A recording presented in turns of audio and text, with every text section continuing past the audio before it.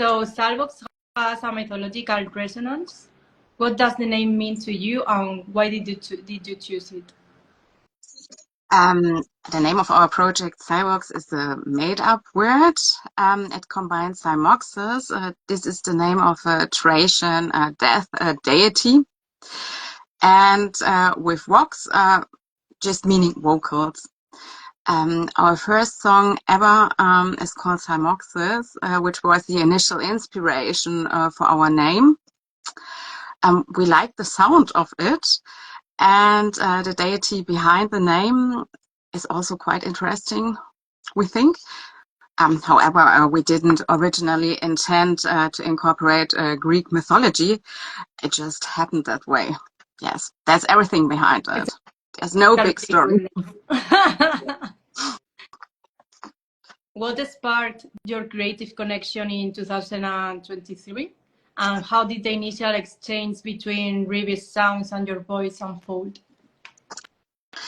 Ribi and I have both been making music for quite a while, and we have more or less directly experienced or followed each other's work over the years.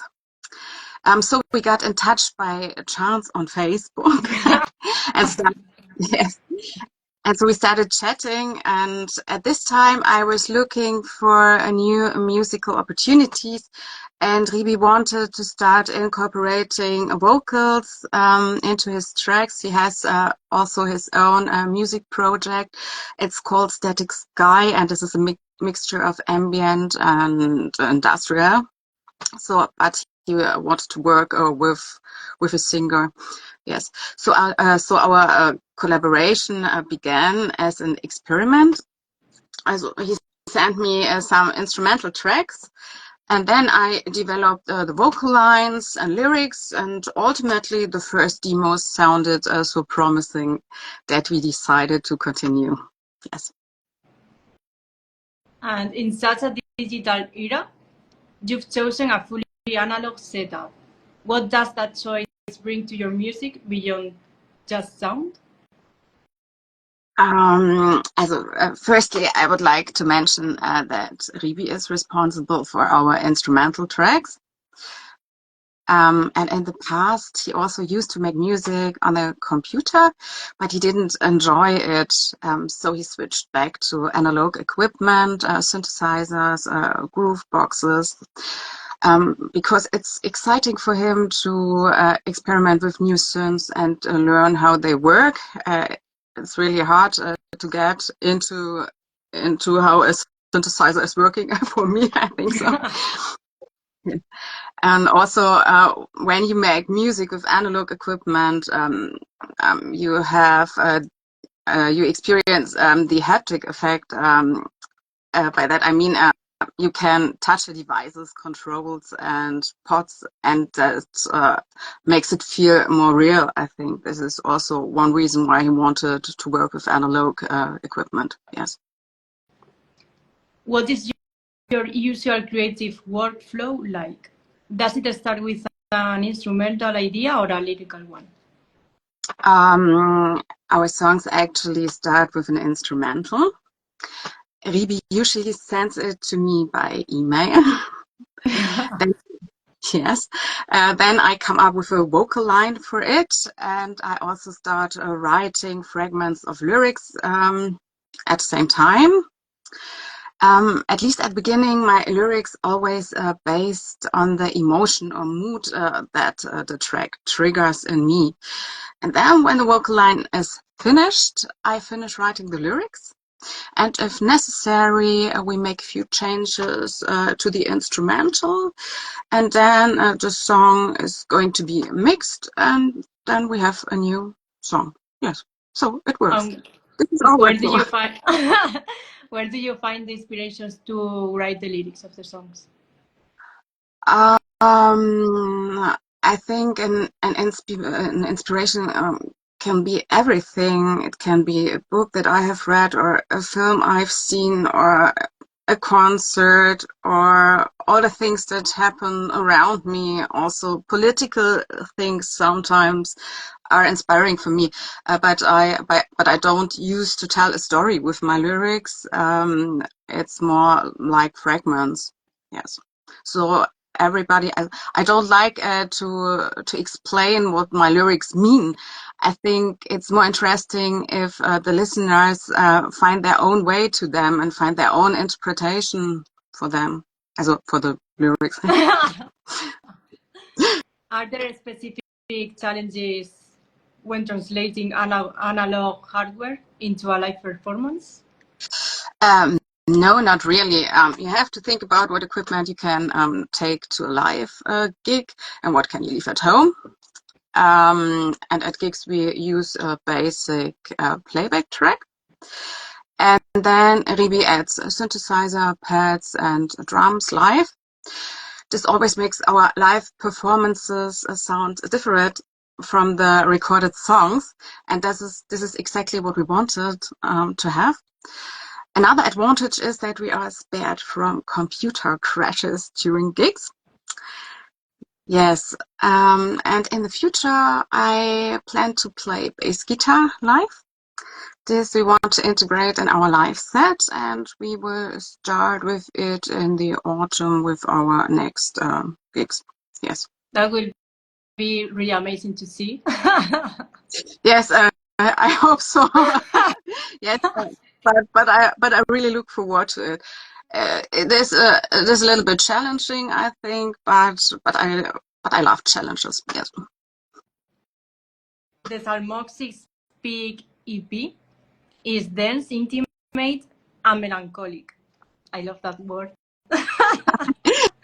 Yes, I also like it very much. What story or emotion were you trying to channel through those 5 tracks? Essentially, we didn't intend to convey a specific story or emotion through our songs, as we both like dark, electronic, and melancholic music. It's only natural, I think, that our music sounds the way it does. From the beginning, our music project was, as I told before, just an experiment. And so we were just really happy that we managed to finish 5 songs that we felt could be presented to the world. Yes, and so we are just happy about doing that. It was your destiny. Yes. Yes, I think so, maybe. Your collaborations with Daniel Myer and Manuel Richter brought a polished atmosphere to the EP. What was it like working with them? We have known Daniel and Manu for a very long time and have a lot of respect for both artists.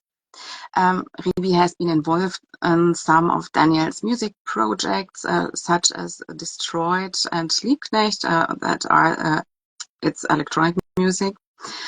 So he has a special relationship with Daniel anyway.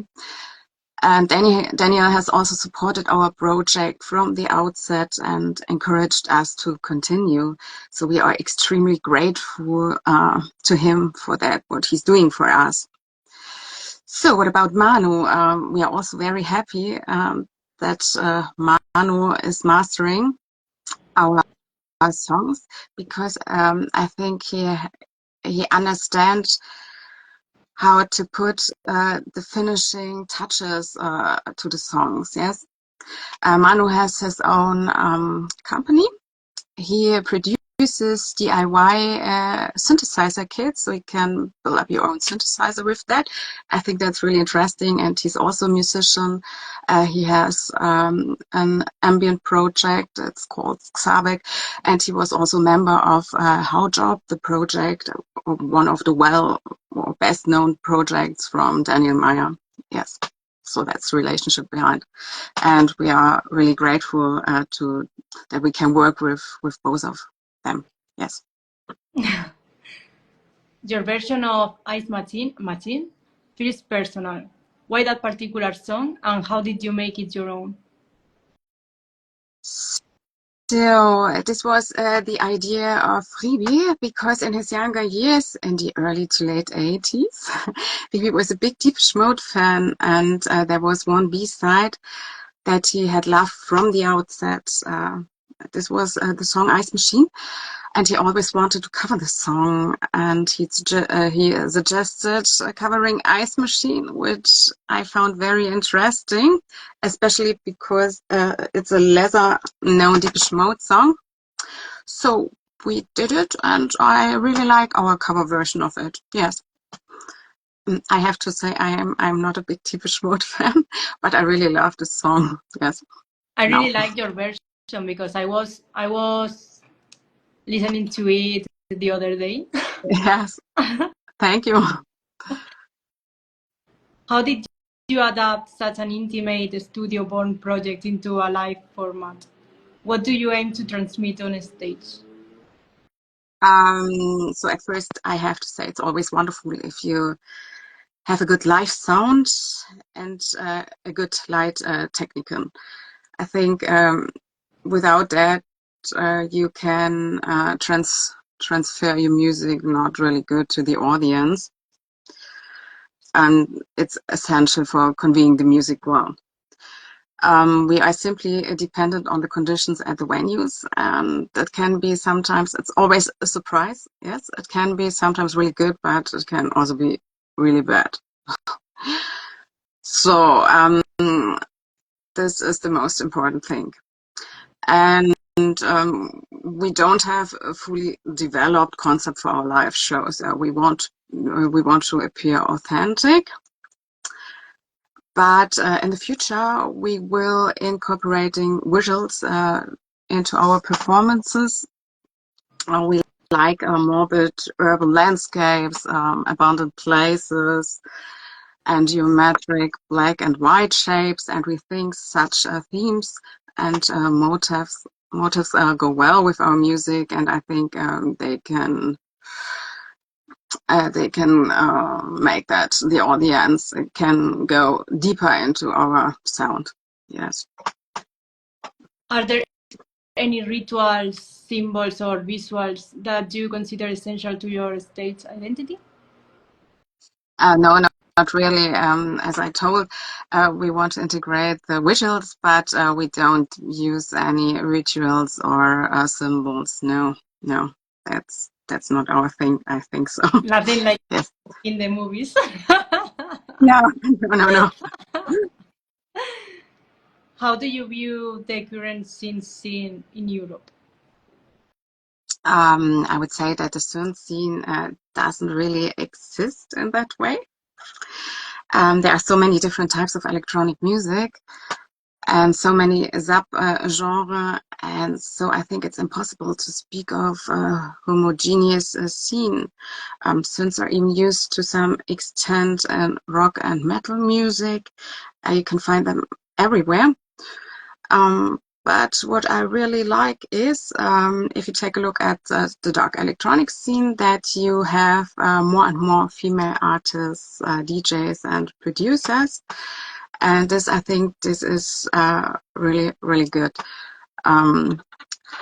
Yes, for example, we can take Sanyas and also her project, Linea Aspera or Black Nail Cabaret, or also Aunt from France. She is not longer active, I think so, but I think she was always such a powerful woman on stage and with everything around her.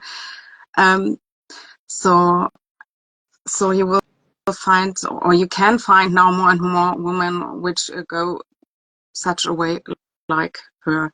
Or let's take a look at O Animaux.